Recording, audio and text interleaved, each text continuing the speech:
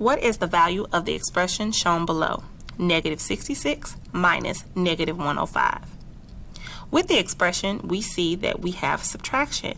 When we're subtraction, it is important that we remember that we change it to addition. We can use the method save, change, change, or keep, change, change in order to do that. So we have negative 66 minus negative 105. We're going to use save, change, change. We're going to save the negative 66.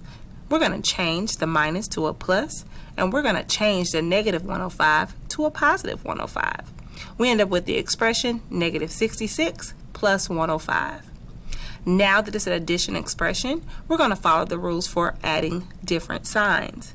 We have 66 negatives and 105 positives. So different signs means we subtract and keep the sign of the bigger number. So we're going to subtract 105 minus 66 and end up with 39.